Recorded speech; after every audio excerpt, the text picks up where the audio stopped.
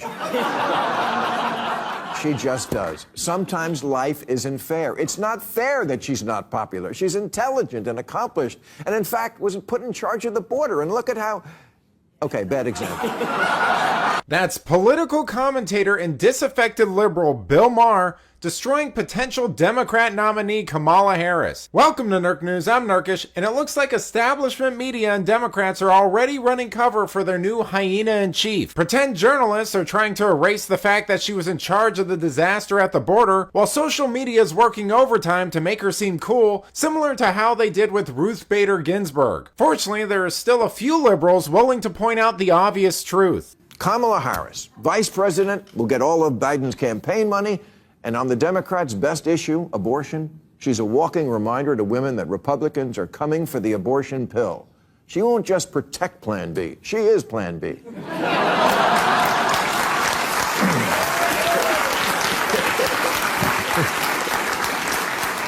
And as a former prosecutor, Kamala was putting criminals in jail back before liberals decided that was a bad thing. And now that CVS is locking the shaving cream behind plexiglass, Democrats are coming around to her again. Harris would be the first woman president, first black woman president, and first Asian president. But I don't vote for who will be the first. I vote for who will win.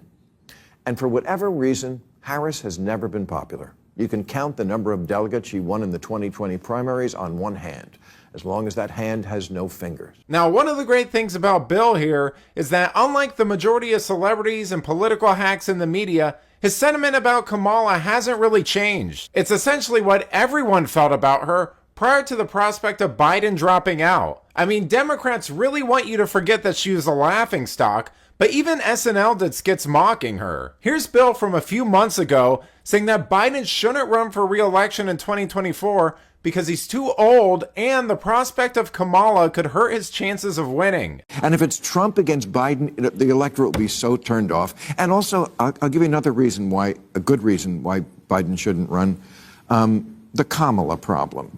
Now, I like Kamala Harris, but for whatever reason, it just didn't work out, okay? I think she would make a great president of the University of Santa Barbara here in California. But you know who called the election? If Joe doesn't run, then we don't have to worry about her running, because it's hard to get rid of your running mate that you ran with last time, but if you don't run, then that kind of goes out with you. I sat down with her ahead of the election, and she said this whole election is going to be about democracy and abortion rights. And people looked at those comments and said, what's she talking about? Well, she called it. Oh, lots of people said that. Well, a lot of people said the economy. No, a lot of people said the economy was going to be everything. Well, yes, like I said, people thought differently when they got in the booth. Okay, so great, but it didn't stop there, though, either. After Biden announced that he was running for re-election, Maher wanted him to drop Kamala because he thought she was so toxic. And who did he want him to replace her with? Nikki Haley, which tells you all you need to know about her as a candidate. Could see is replacing the vice president because,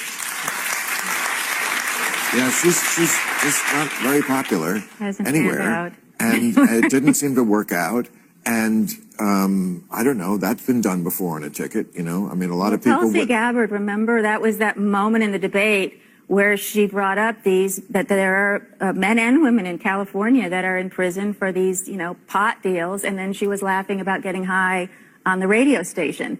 And it was just like Tulsi Gabbard was like this heat-seeking missile. That was the end of it. You know, she's got a lot of, in addition to being, for some reason, an off-putting person, she also has, I think, a lot of baggage that probably wouldn't do well under a lot of scrutiny. I just think she's a bad politician, and I think she's a very bright person, but I don't know, but I can see them doing that, because a lot of the problem with Biden being old is, oh, if he dies, then, you know, you're going to get this person.